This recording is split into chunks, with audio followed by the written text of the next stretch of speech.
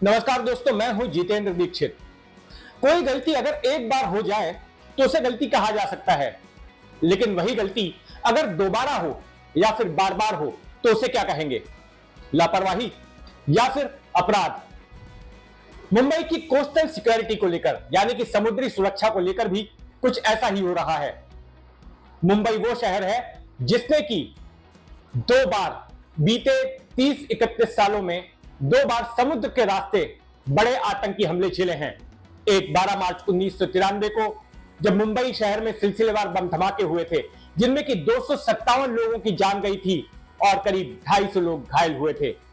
और इसके बाद अब से ठीक 15 साल पहले 26 नवंबर 2008 को, वो तारीख जो मुंबई वाले कभी भुला नहीं सकते, पाकिस्तान से चले 10 आतंकवादियों ने मुंबई पर कहर बरपाया था और वो भी समुद्र के रास्ते आए थे। 12 मार्च 1993 का बारूद भी समुद्र के रास्ते आया था और 28 नवंबर 2008 के आतंकी भी समुद्र के रास्ते ही मुंबई दाखिल हुए थे पाकिस्तान से। जब वे हमले हुए उसके बाद सरकार ने कई सारी घोषणाएं की, कई सारे वादे किए और करोड़ों रुपया खर्च किया समुद्री सुरक्षा के नाम पर।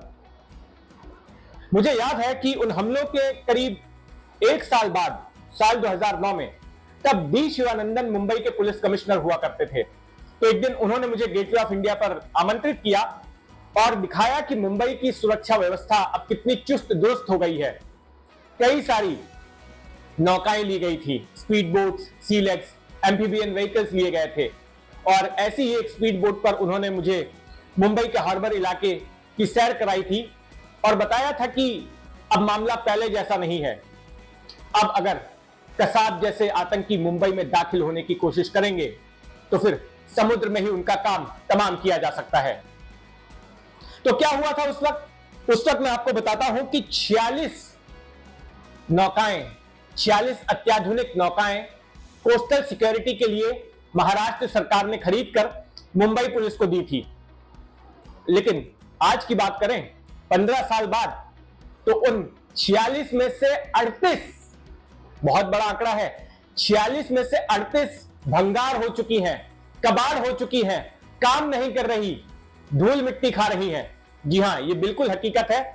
आज एक अंग्रेजी अखबार ने इन्वेस्टिगेटिव अपनी स्टोरी में इस बात की जानकारी दी है। लेकिन इसके अलावा भी पिछले साल मैंने अपनी किताब में, मेरी जो किताब रिलीज हुई थी बॉम्बे आफ्टर अयोध्या, इस किताब में एक पूरे चैप्टर में मैंने बड़े ही विस्तार से लिखा था कि मुंबई की कोस्टल सिक्योरिटी किस तरह से एक दिखावा है। और कई सारे ऐसे पॉइंट्स उसमें थे, कई सारे ऐसे खुलासे किए गए थे जिससे यह पता चलता था कि मुंबई की समुद्री सुरक्षा के नाम पर फिजूल खर्ची हुई है, लापरवाही हुई है और भ्रष्टाचार भी हुआ है।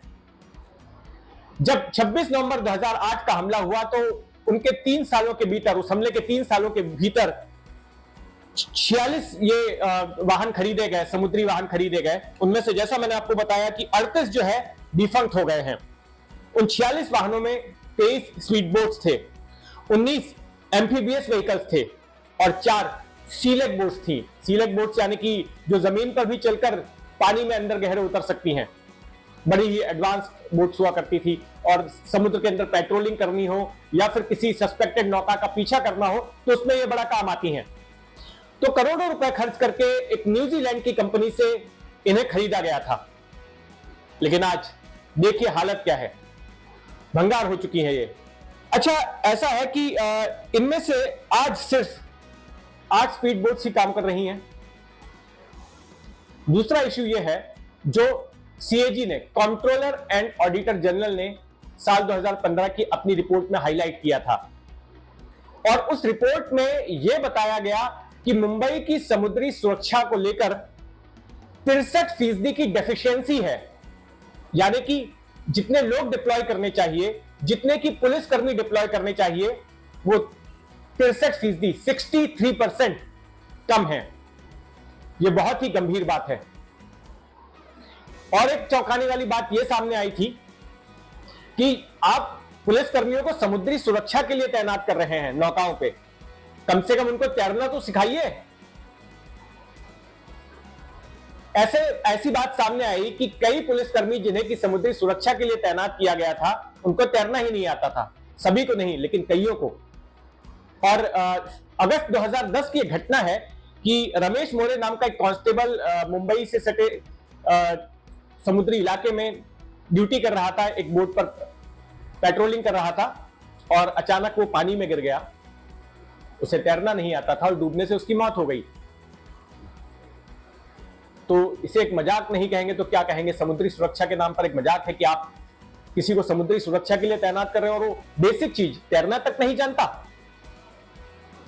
इसके अलावा केपी रघुवंशी जो कि पूर्व एटीएस चीफ है, उनसे मैंने एक बार बात की थी तो उन्होंने और भी इश्यूज बताए थे कि सिर्फ इस तरह के अत्याधुनिक नौकाओं को खरीद लेने से, करोड़ों रुपया खर्च कर लेने से कि समुद्री सुरक्षा पुख्ता नहीं होती है।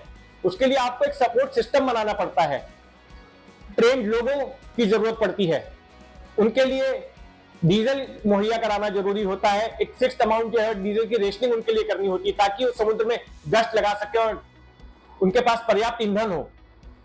तो ऐसी शुरुआत में कोई व्यवस्था नहीं थी।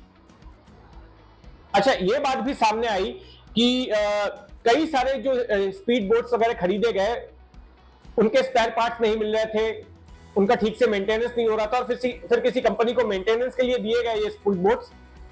तो उस पर आरोप ये लगा कि उसने ओरिजिनल इंजन जो है उसको चुरा लिया और उसकी जगह पर पुराने इंजन लगा दिए। तो इस मामले में मुंबई पुलिस की ईओडब्ल्यू ने एफआईआर भी दर्ज की, इस पर जांच भी हो रही है। तो यह हाल है मुंबई की समुद्री सुरक्षा का। देखिए, अगर मुंबई की समुद्री सुरक्षा की बात करें तो मुंबई की जो कोस्ट लाइन है, समुद्री सीमा है, वो 114 किलोमीटर लंबी है।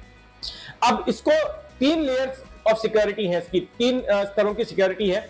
एक जो अंतरराष्ट्रीय सीमा है जो पाकिस्तान से जाकर जुड़ती है, उस अंतरराष्ट्रीय सीमा पर जो पहला लेयर है वो है नेवी का, भारतीय नौसेना का, उसकी जिम्मेदारी होती है। उसके बाद जो दूसरा लेयर है वो कोस्ट गार्ड का है और तीसरा लेयर जो है वो मुंबई पुलिस की मरीन विंग का है जो कि जमीन से सटा हुआ होता है। तो अगर हम 26 नवंबर की ही बात करें तो गौर कीजिए कि इन तीनों लेयर्स को भेद करके कसाब और उसके साथी मुंबई पहुंचे थे। इन लोगों ने कराची से चलने की शुरुआत की थी। एक पाकिस्तानी बोट में ये भारतीय पाकिस्तानी समुद्री सीमा के पास पहुंचे थे। वहां पर इन्होंने पोरबंदर की एक बोट कुबेर जिसका नाम था, एक फिशिंग ट्रॉलर, उसको इन्होंने हाईजैक कर लिया। उसमें 5 मछुआरे थे, 5 में से 4 को तो उन्होंने हाईजैक करते ही खत्म कर दिया, उनके शव को समुद्र में डाल दिया। लेकिन एक जो उसका कप्तान था अमर सिंह सोलंकी, उसके साथ वो मुंबई के करीब तक आए और जब मुंबई के पास पहुंचे तो वे अपने साथ एक जेमिनाई बोट लाए थे, जो रबर की बोट होती है जो हवा भर के फुलाई जाती है, वो बोट लाए थे। और फिर उस जेमिनाई बोट में पहुंचकर दक्षिण मुंबई के बधवाड़ पार्क पर ये तमाम लोग उतरे। उसके बाद 2-2 के गुट में बट गए थे और फिर अलग अलग इलाकों में जाकर इन्होंने खून खराबा किया था। भगवान न करे कि वैसा हमला फिर कभी मुंबई देखे, मुंबई हमेशा महफूज रहे। लेकिन यहां पर हमारी सुरक्षा एजेंसियों की और हमारी सरकार के रवैये पर सवाल खड़ा होता है कि क्या वो कुछ सबक लेंगे जो गलतियां की है और हमारी समुद्री सुरक्षा को पुख्ता करेंगे। नमस्कार।